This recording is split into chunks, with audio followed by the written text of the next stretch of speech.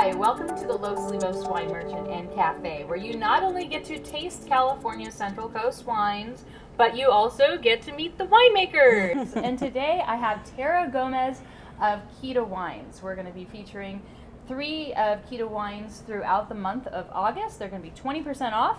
They're going to be by the glass. We're going to have a tasting flight so people could come and they could try a taste of all 3. And then if you like what you taste, you can stock up and take it home 20% off. So, Tara, I'm going to start off with the big question.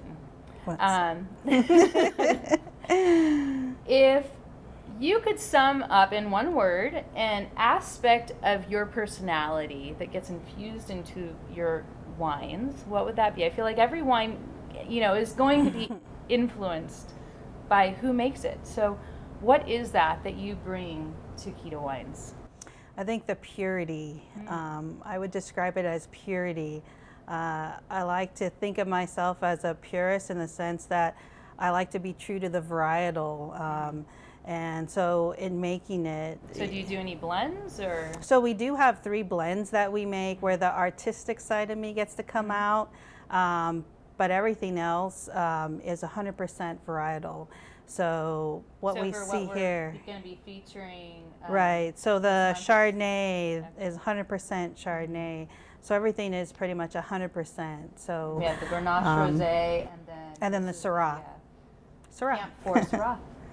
Yes. Wonderful. Well, let's start off by trying. Yes, let's enjoy. On a warm summer morning. Oh my gosh, and it matches. That's beautiful. Oh, I did that on purpose. So pretty. This is absolutely, and look at that color. Look at that pink. Yeah, it's a pale salmon color. Oh, it's beautiful.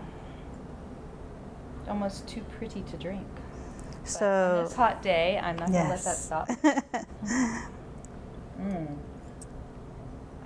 So you get a little bit of strawberry, hibiscus, some bright red fruits, red raspberries, cranberry, and then you get really that. Cool. Like you think that it's going to be so light and delicate, but this is not a. Yeah, it has some nice structure to it. Brightness, kind of mid palate, and just trying to preserve that freshness. I feel like the temperature in the room just went down like 10 degrees. It's a beautiful summer wine. I love it. And so this is one of how many varietals that you grow at Camp 4 Vineyard? So over the 8 years that we've been making wine, this is going on 9, we brought in 12 of the 19 different varietals that we grow there. And it's how many acres? At Camp 4. It's a 256-acre vineyard planted to 19 different varietals. Wow. So we're on the eastern edge of the San Ynez Valley, serve as the gateway to Happy Canyon. We're right next door to the Happy Canyon AVA. And is that one of the hottest areas in the yeah, Santa that's Barbara the County furthest east that there is, for Santa Barbara County. So I mean, so between Camp 4 and between Happy Canyon, it's like a 5 to 6 degree temperature difference because it's furthest inland. So you have Grenache, Syrah. The Chardonnay is not from. No, so Chardonnay and Pinot Noir actually come from Santa Rita Hills, Hilliard Bruce Vineyard. Yes, but those create a nice lineup, a nice. Yeah, well, because our winery and tasting room is in Lompoc, we're in more Santa Rita Hills area.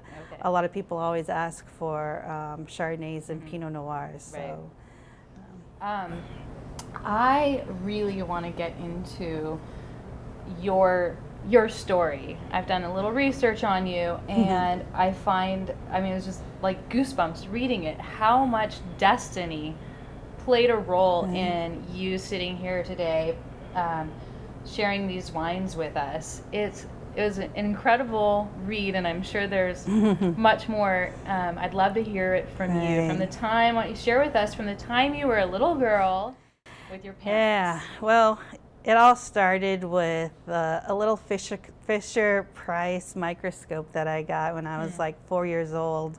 I love looking at nature through a microscope. So science has always been a part of me, and then from there it grew. And I don't think people realize how much science plays a role. A lot of in people do winemaking. not realize how much chemistry is Yeah. involved in winemaking, and so. I mean, from there it grew. I mean, none of my family were ever in the wine industry. They just really loved, enjoyed tasting wines. And so as a kid, we used to go on the wine tours. And for me, just stepping into a cellar, I mean, as a child, to see these large stainless steel vats, the smell, the aromatics of it. But most importantly, it was one day we were walking by the lab, and I saw the lab technicians in their lab coats, and I saw them doing titrations, and that was my instant connection. So they were doing probably titratable acidity, testing the acidity in the wine. I'm assuming, I don't know, it could have been maybe sulfur dioxide. But as a child, I just saw them with their white lab coats, and it was just an instant connection for me, and I knew this was the direction I wanted to go. So in high school, I searched it out, and I went forward with it. And I got my education. It was with the... So yeah, tell us about your background, how being Chumash played into that. So it was with the financial support of my Chumash tribe that I was able to go off to college and get my degree in enology. And when I was actually finishing up at Fresno State, I did my internship at Fess Parker Winery. And so when I graduated, they hired me on, and I was there for about 2 years. And when I left Fess Parker, is when I remember the purchase of the Camp 4 property. They were in the process of so the finalizing. This was Fess Parker purchasing in Fess Parker in purchased the '98. Camp 4. Yes. Okay.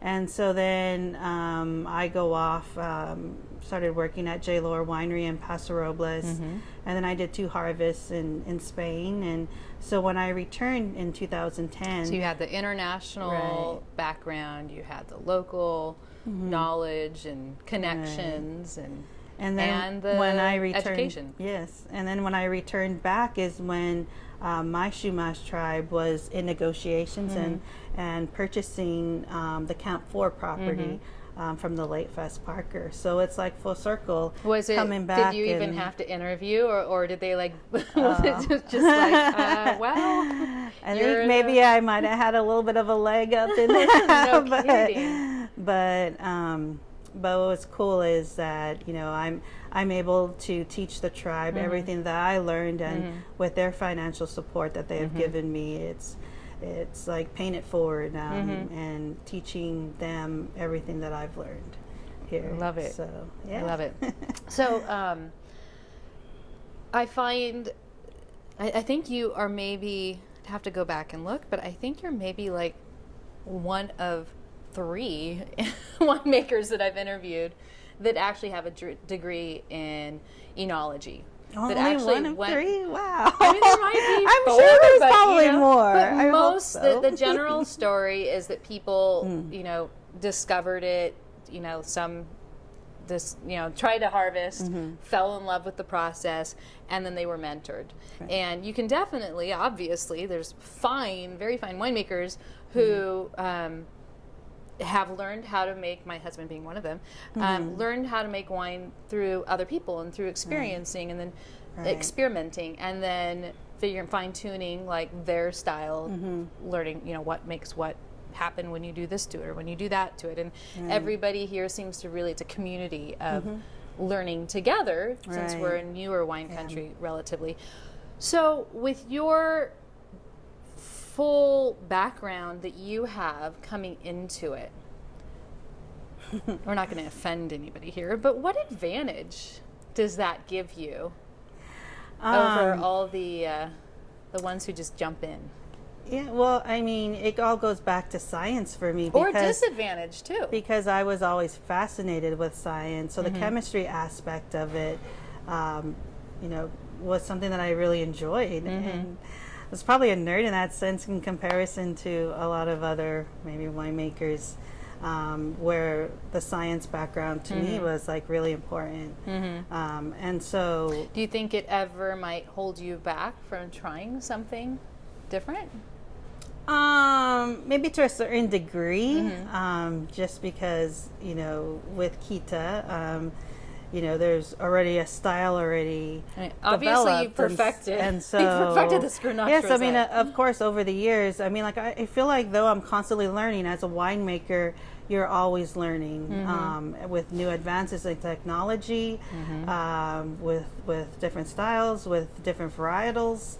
I mean, what's so cool about Camp 4 is that we have 19 different varietals in our vineyard, and so it's kind of like a little kid in a candy store in the sense that I get to play with so many different and really varietals. learn. And I think science really, can only go so far. correct. You have to and really just learn kind of about learn it, what and that so varietal likes and why is it taking so long to ripen. Right. And so I think that's why I go back to the whole purist aspect of it, because like for me, like I travel to Europe every year, and I pick a varietal that I want to learn about, and I learn about the history, the old world winemaking. I mean, I know here it's different, and we don't have the same climate, we don't have the same soils, but I use some of the aspects that I've learned from there and bring it here, and you know, a mix of old world and new world winemaking techniques. But I learned so much about the varietal itself. And so what's your favorite varietal? Well, I actually just came back from Northern Rhone a few months ago, so I'm on a Syrah kick right now. And and I'm really fascinated with Northern Rhone and cool climate Syrahs.